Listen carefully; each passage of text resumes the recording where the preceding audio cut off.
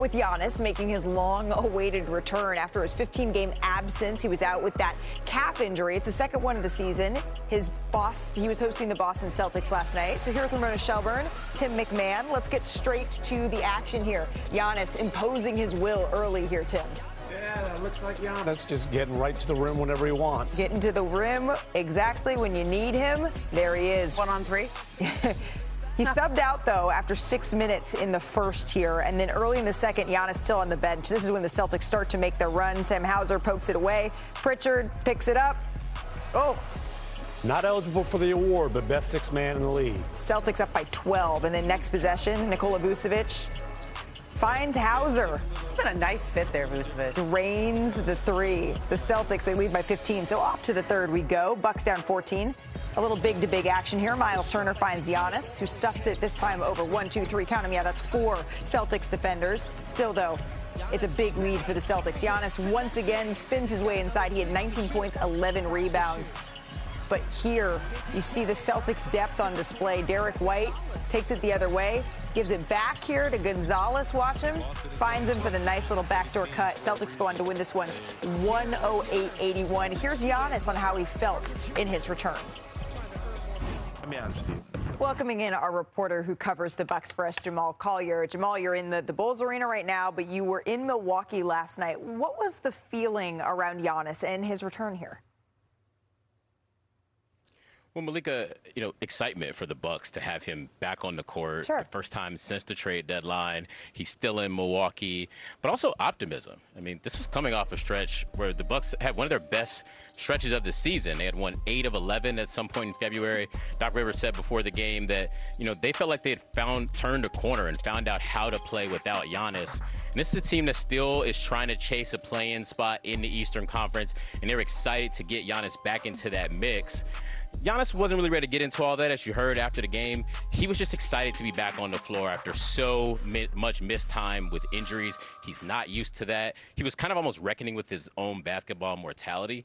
He's a guy who you tell him 4 weeks, right? He's going to be out. He's back in 2 weeks. And he thought it was going to be the same with this calf injury. And that's just not been the case. It's continued to recur and really robbed him of 29 games, the most missed time he's had at any point at his career for a season. So he was happy to be back on the floor, wasn't worried about how this Bucks season was going to end, but just to get back, get into rhythm, and to finally be able to play basketball again. Yeah, it was sort of an interesting contrast, though, Jamal. You were there listening to these players. I wasn't. But to hear Giannis say that he didn't really want to go down that road, he wanted to just focus on the fact that he was back. But then you have someone like Bobby Portis, his teammate, saying that after years of competing for a championship, to just be trying to talk about competing for a play-in, he said it felt kind of off to him. And that seems to be the story of what's happening here in Milwaukee. Jamal, we appreciate it. Thank you so very much for the time. We did only have 4 games across the association last night, but why don't we just get out and run? This is more of a sprint coast to coast. We're going to start in D.C. That's where the Rockets beat the Wizards 123-118. Houston's big 3, KD, Şengün, Amen Thompson.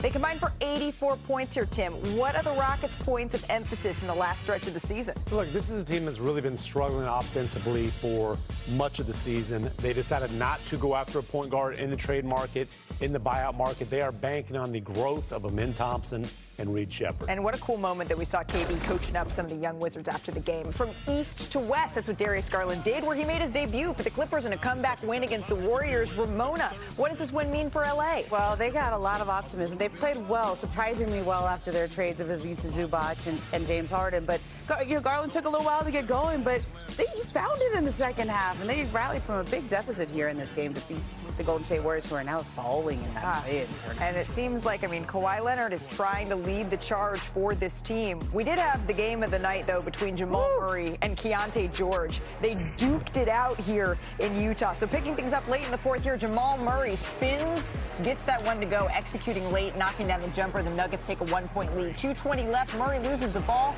Watch Kyle Filipowski here. Picks it up, full court heat to Keontae George, who throws it down. So now it's the Jazz playing that tune up by 4. A few possessions later, all knotted. Keontae George finishes that layup inside, plus the foul. It's his second game back after missing a couple weeks with that injury. And he would finish with 36 points. Next Nuggets possession here, Murray, that cold mid-range jumper. He has 43 points now, Nuggets down 1. And then Jamal working again in the final seconds here.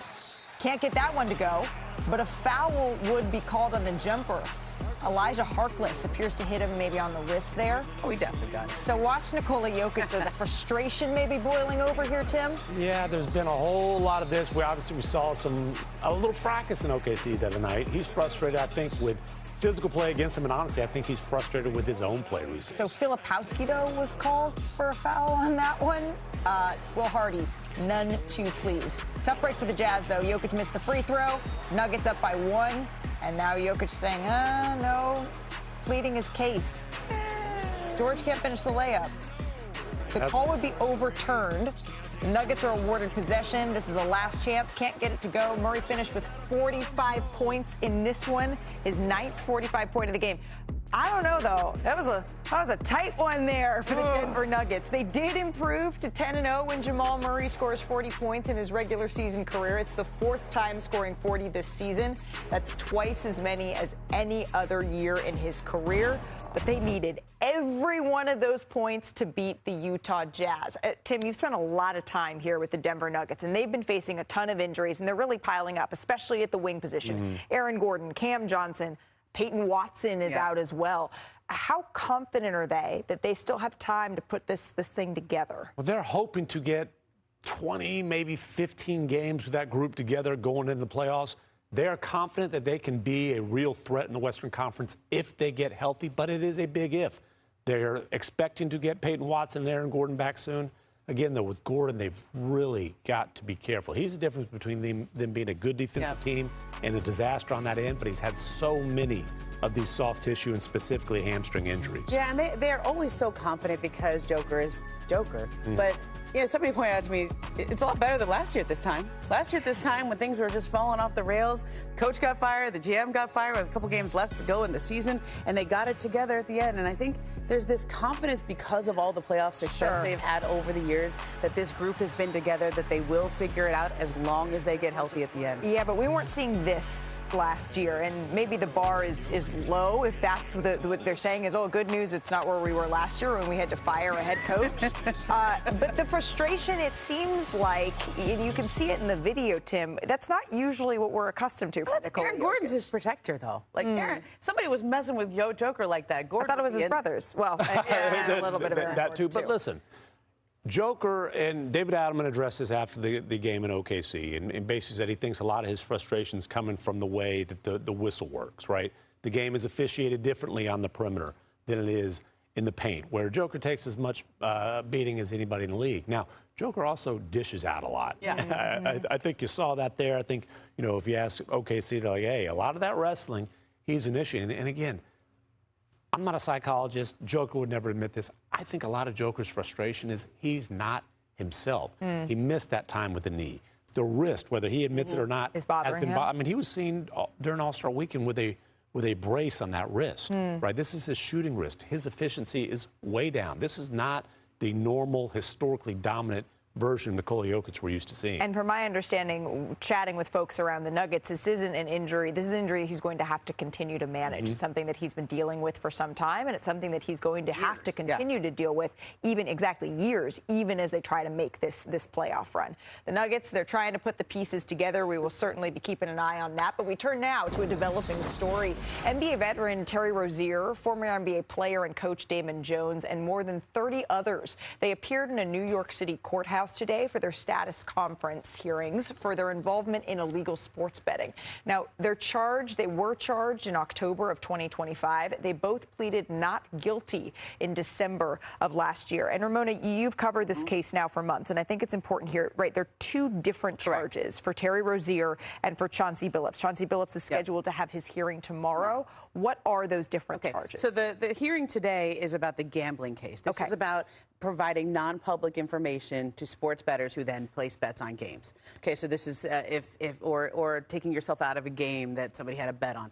The hearing tomorrow is about the rigged poker games, and that is the one where Chauncey Billups and Damon Jones are alleged to have been quote-unquote face cards as part of the cheating team, where they were using X-ray glasses and they had rigged shuffling machines and Chauncey was obviously a famous player, so the people would like to play alongside of him, and that's what that case is. Okay, so two different charges, two different cases that we're looking at here. And this morning you had a piece up on ESPN.com where you reported in detail Chauncey Billups case here. What do we know about the case against the former head coach? Well, a lot of what's happened between November, the last appearance, and now is that the defense attorneys have now had 3 months to go through all of the evidence and all the discovery in this case.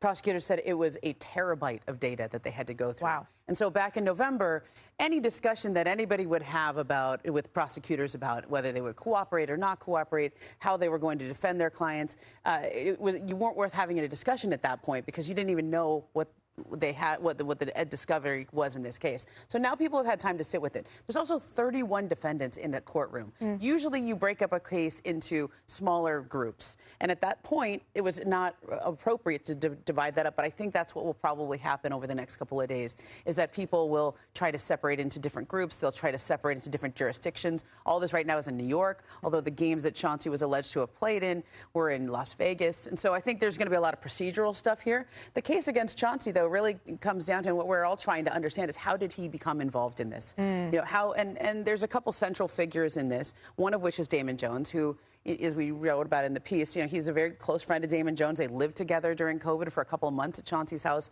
in Colorado. Damon Jones is named in both of these indictments.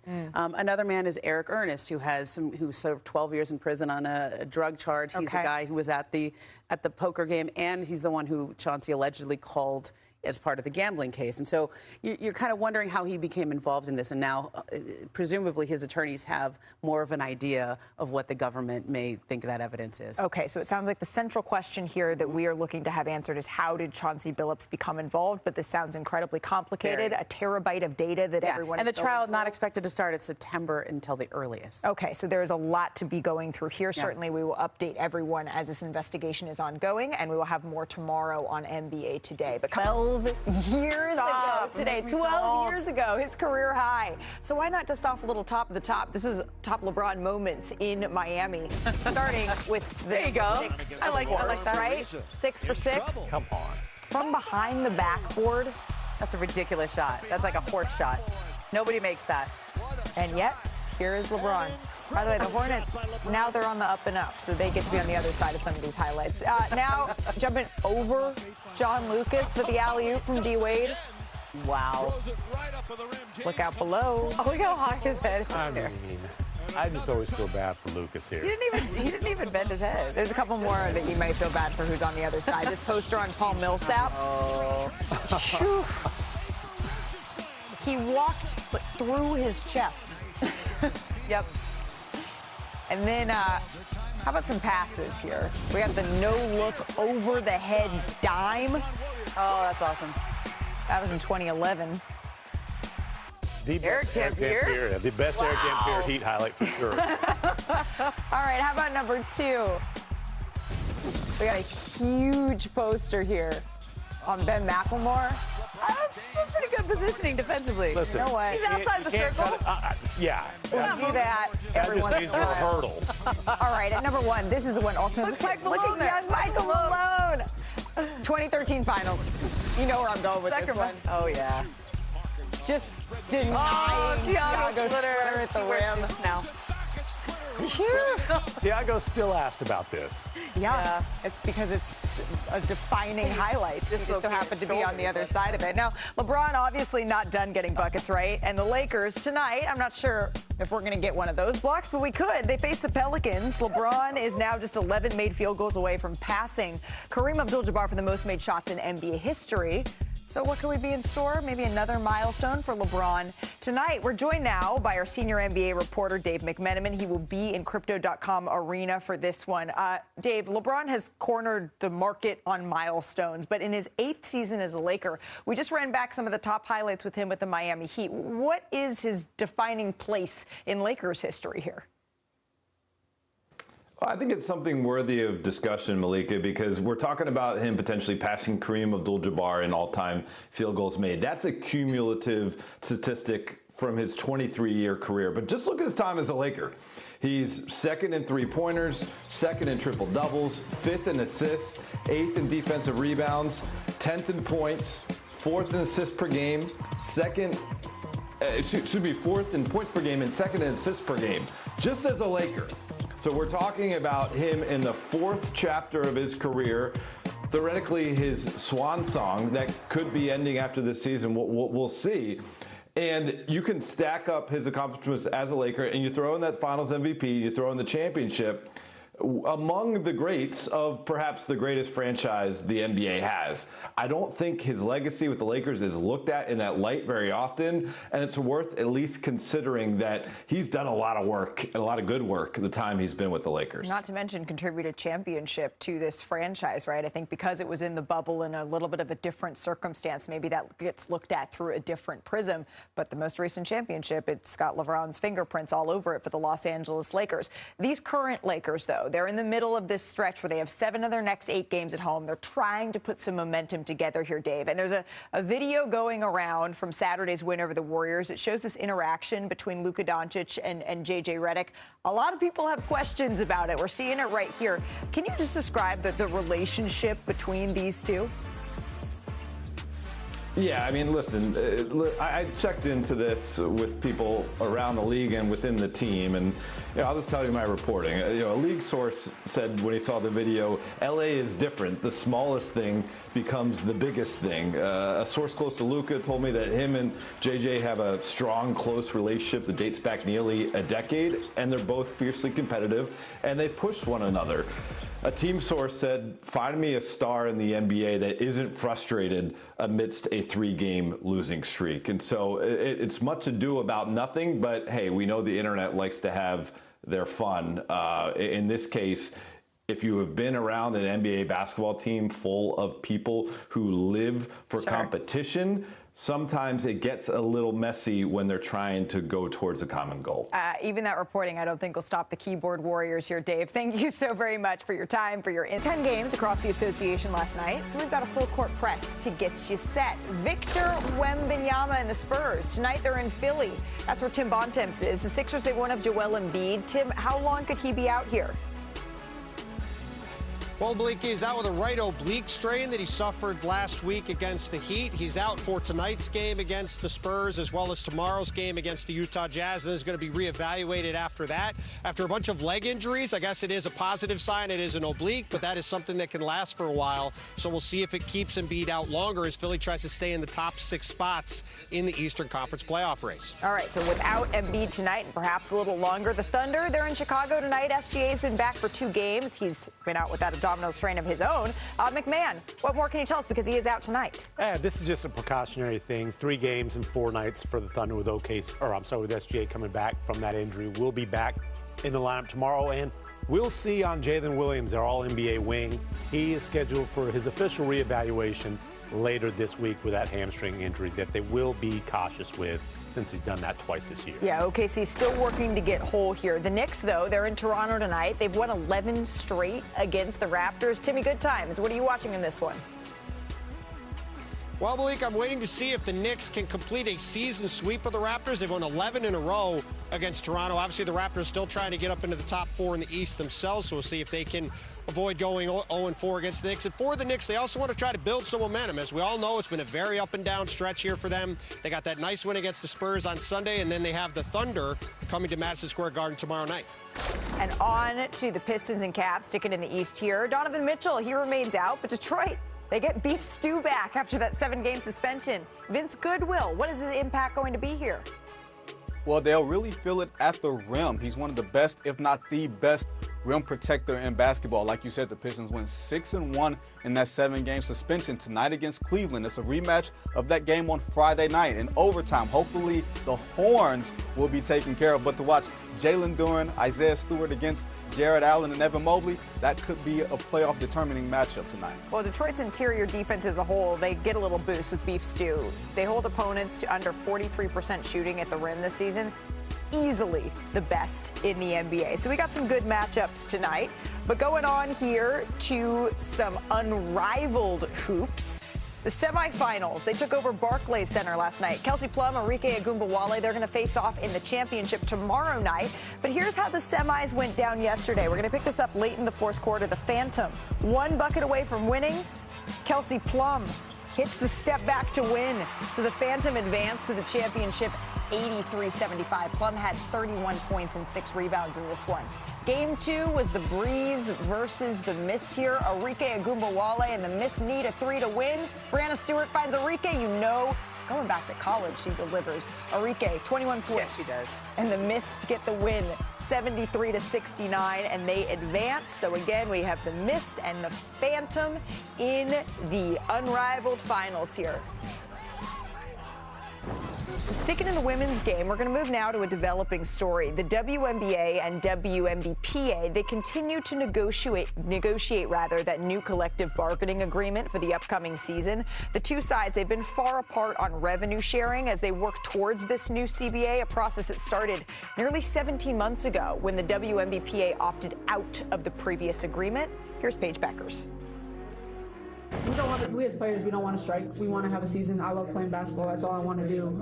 But again, there's things that need to be handled, and we want to do it as professionals. We're still not making enough. That middleman potentially still not making enough.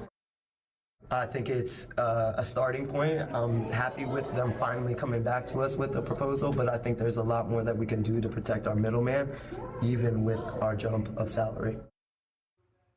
Some really interesting insight there from Natasha Cloud and Paige Beckers here with Ramona Shelburne, who's been covering this extensively. Ramona, we're 7 days away from this new March 10th deadline. So where do the CBA negotiations stand? Well, when you have negotiations, there's A issues, which is the revenue sharing, and then there's B and C and D issues, right? They're still far apart on the A issue, which is revenue sharing, okay? And if you ask the players, they say, look, it's net revenue versus just regular, versus gross revenue, which is, why does everyone else get paid before we do, right? Net revenue means that's after expenses are taken out. Gross revenue is before expenses are taken out. And so I think that's a very big issue. But what they've done since then, they've kind of worked on the B and C and D issues. So they've made some progress on those other issues like housing, core designations. There was a big statement that came in the last league proposal back to the players, which was that rookies who make an All-NBA team or All-WNBA team won't have that franchise tag on them. That's kind of like a Derrick Rose rule, but for the women's game. That was a big thing. And I think you should look at the statements that Kelsey Plum and Brianna Stewart also made yesterday, which was essentially saying, like, they really don't want to strike. They really don't. They want to get in. There's a momentum towards getting a deal done. Right. The question is, can they close the gap on how they see revenue sharing? But my understanding is a strike is not off the table, right? It's not off the table, but it's not what either side wants here. So if it does get to that point,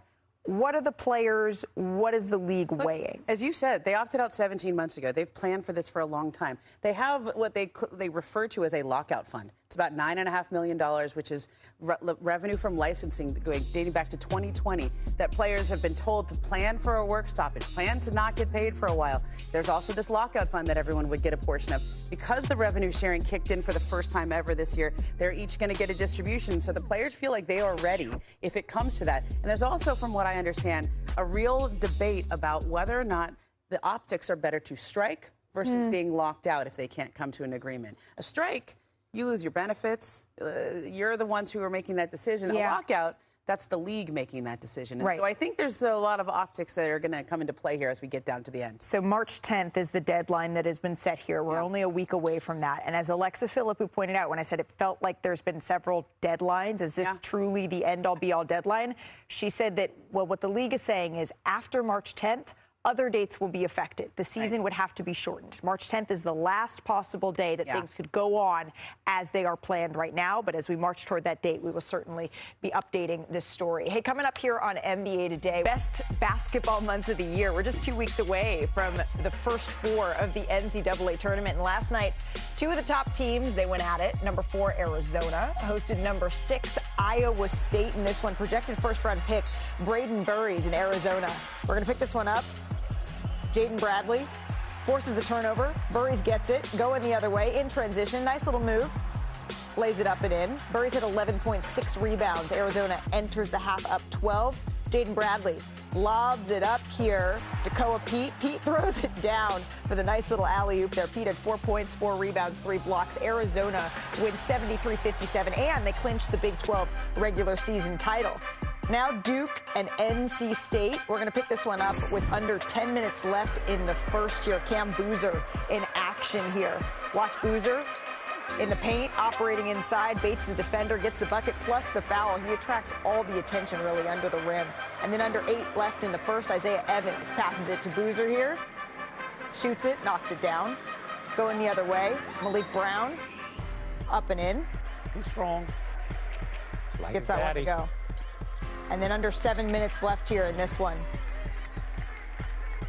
We love it when Pops is watching, enjoying it. Boozer finished with a game-high 26 points in this one. So we welcome in now our college basketball analyst, Sean Farnham. Sean, Cam Boozer, he was fantastic again last night. We've talked about this before, but what has impressed you most from the future lottery pick?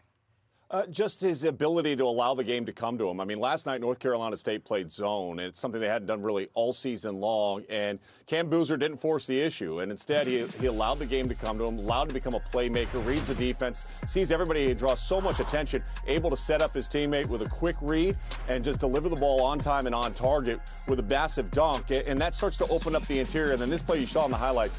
Just post up high. Let them push you up the lane line. That's fine. You know where the 2 guys are in front of you. Check middle to see where the double team's coming, and then spin away and be able to finish. His understanding of how to execute with the usage rate that he's been asked to operate under all season long for Duke has been outstanding, and he continues to deliver time and time again. And right now, he is the front runner, the clear front runner, in my opinion, to win the Wooden Award this year. Clear front runner. Wow. Interesting. Wow, that's high praise coming from you. There is one player, though. It's a time of year we're starting to study the draft boards. There's a player on Arizona you think deserves maybe a little bit more recognition, even though he's maybe not at the top of most experts' NBA mock draft. I'm curious who that is. Yeah, it's Braden Burries. I think the 6'4" freshman has just been outstanding all season long. Leads Arizona in scoring, and this is a team that's very balanced. So he's not called on a ton, but when he's had his opportunities, man, he has stepped up, and he's delivered big time in conference play when they needed him, in particular when Koa Pete was out. He's got such a great feel to the game. To me, he reminds me of Derek White. The versatility, the ability to score when not having a high usage rate, can stretch the defense, but can really score at all 3 levels, comfortable putting the ball down on the floor. And you look at how Derek White played and matured over the time that he eventually got to Colorado and then into the NBA, and where he's averaging 17 points per game. I think the trajectory for a player like Braden Burries is exactly that, a guy that's going to average around 15 to 17 points per contest when he gets into the NBA. And there's a reason why he continues to move up draft boards as Arizona continues to execute, and he's getting tested right now against some of the best defenses in college basketball when you look at the Big 12 night in and night out. He's been really impressive for Tommy Lloyd. There's not a GM around the NBA that if you said you could get a steal like Derek White, that they wouldn't say, oh, yeah, sign me up. That could be a championship piece. Very, very interesting stuff. Sean Farnham, we always appreciate the time, although next time, bring back the Hawaiian shirt, please. Hey, here's a look at ESPN's latest mock draft. The quartet of freshmen, they are sitting there at the top. Kansas's Darren Peterson is in the top spot.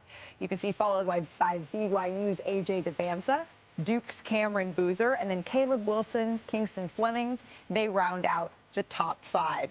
And speaking of NBA prospects, we now welcome into the show from the class of 2027 for the NBA forward, Bruce Branch III. Bruce, thank you so much for the time. Thank you for having me. We really appreciate it. You're here for an incredibly exciting reason, right? You're currently 6th on ESPN's SC Next ranking, and you've made a very important decision. And you're here to tell us all where you want to play college ball. So, sir, the floor is yours.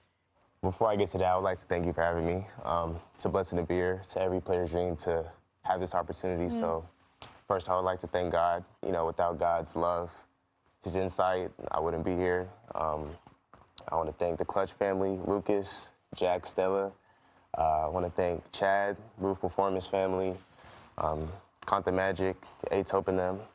I would like to thank Tony Miller, the garage back in Arizona. He used to train me all the time. I love that hot gym. Love that dude. I'd like to thank, you know, Prolific Prep, my team now. You know, I love Ryan. I love all the coaches. Love my teammates. They've been so great to me. Yeah, you really have a village. Really. I want to thank my little brother. You know, he's been there for me, man. I love that dude. Through the ups and downs, you know, even if he doesn't want to go to my games, he's always there for me. Love that dude. And last but not least, my mama, my heart. Without her, I wouldn't. All right. Oh. So. No, there's no sorry. This is what it's all about. It's these moments. It's these moments with your family, and that you have been able to build this, and to be able to thank the people that you have stood on and by, and that have stood by you. That's what this moment is all about. So take your time, and your lovely mama is over here watching, and I know how very proud she is of you because she mentioned it. I'm so excited to hear about this from you. So please take your time. Yeah, without her, I wouldn't be here. You know, it was rough, but you know, thanks to her, I'm here. So, I love her, man. It's all that matters. But that being said, I'm sorry for all the crying, man. There's no sorries here. That being said, next year, I'll be playing college basketball at BYU. Okay, at BYU. Go Cougs. Bruce Branch III committing to BYU here on NBA Today. His little brother, his mama, both in studio with him for this moment, and we've already got the jersey on, which I love. Bruce, I can tell how much this journey has meant to you to get to this point. And you talk about your mom, and you talk about your brother. When you now sit in the fact that you are headed to BYU, what kind of player, and maybe even more importantly, what kind of person is this program adding? Man, one thing my mom always taught me is, respect others. That's the most important thing, and it's all I've done all my life. And, thanks to her, to have that great character. And shoot, my little brother, sometimes he's a little butthole to me, but that's little siblings, right? Character development, he's made me a better person. So, real respectful.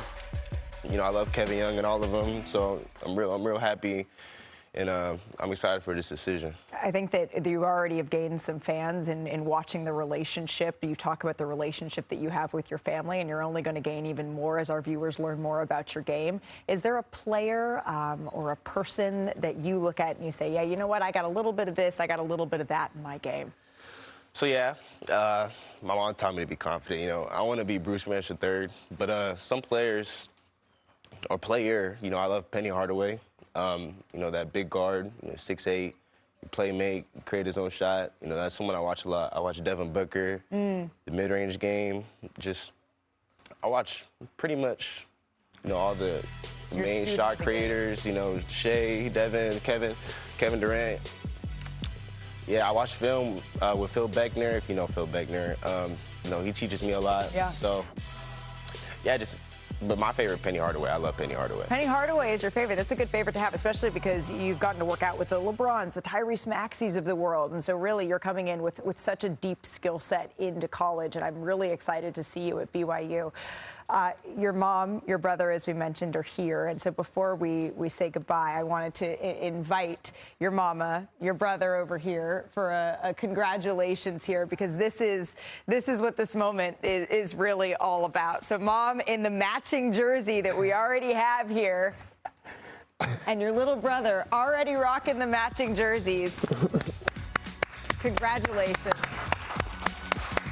We're so very happy for you, for your entire family. Thank you. And this right here is what it's all about. We cannot wait to watch you at BYU. Congratulations, and this is the BYU certainly got a very, very special young man here. Hey, coming up here on NBA Today, let's talk about some rookies, because Connor Knippel is the new favorite to win Rookie of the Year. But will that last? We're going to dive into the race for Rookie of the Year after the break. I started crying. Okay. though, tonight, the Hornets, they're in Dallas. They're taking on the Mavericks. And the last time they played, former college roommates, Con Knippel, Cooper Flagg, they went back and forth in an all-time rookie matchup. Charlotte won by 2, but Flagg, he had 49 points. Con had 34.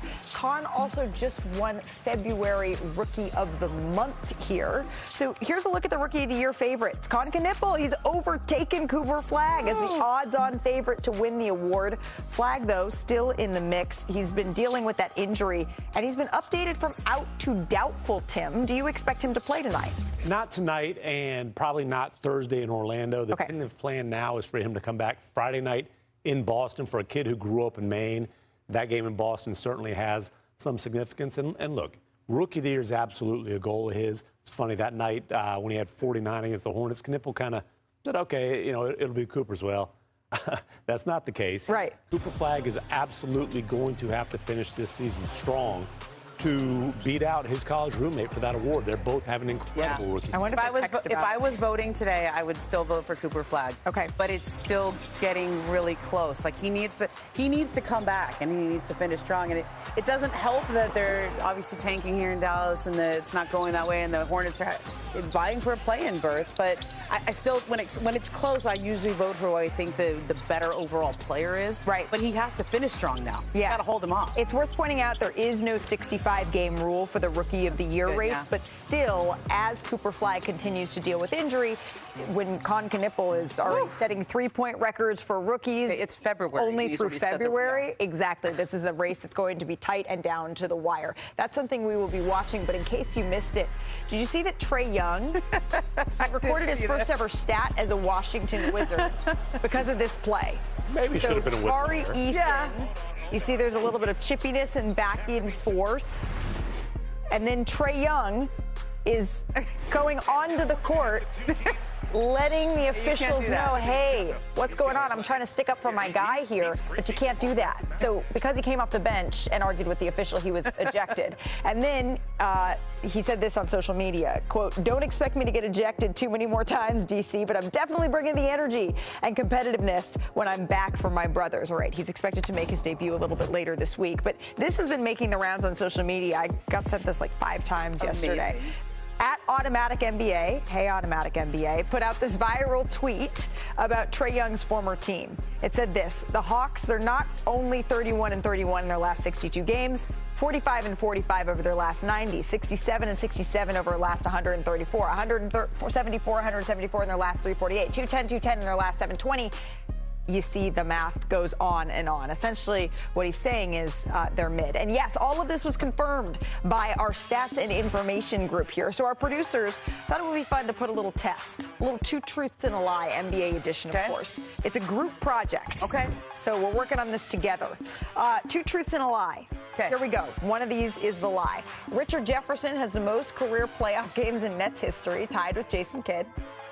Manu Ginobili has the best record versus LeBron, with a minimum of all the stuff that we got to put in there to make this make sense.